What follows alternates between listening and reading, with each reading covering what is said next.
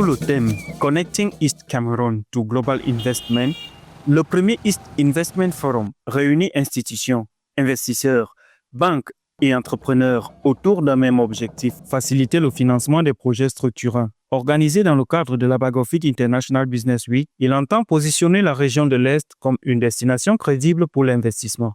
Notre vœu est que les engagements qui seront pris ici par les investisseurs nationaux, par les investisseurs étrangers, par d'autres parties prenantes, permettent à la région de l'Est d'avancer très rapidement sur la voie du Rio.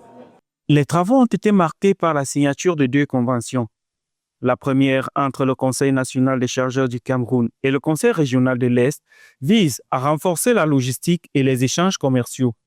La seconde, conclue avec l'Agence de l'électrification rurale, accompagne le développement des infrastructures énergétiques du territoire. Spécifiquement, avec le président du conseil régional, nous allons voir des axes pour la réalisation d'infrastructures de repos, comme il l'a dit, parce que notre objectif, c'est d'avoir des points de repos tous les 150 km pour que les transporteurs puissent se reposer et être lucides pendant les trajets. Le plan régional de développement de l'Est a ensuite été présenté aux partenaires économiques comme feuille de route des investissements. Les rencontres B2B ont favorisé les échanges directs entre entreprises et investisseurs. Avec 100 exposants et des délégations de 10 pays d'Afrique et d'Europe, le forum affirme sa dimension internationale. Les enjeux, c'est que nous trouvons des partenaires avec lesquels nous allons engager certainement des actions pour le développement de la région de l'Est.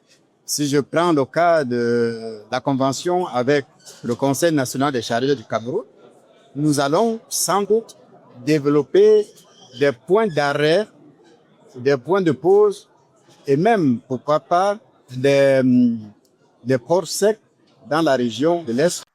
Au-delà des annonces, le forum entend faire émerger des projets capables de créer de la valeur et de l'emploi. Le concours Jules-François Famawa, doté de 10 millions de francs CFA, illustre cette volonté de soutenir l'entrepreneuriat local.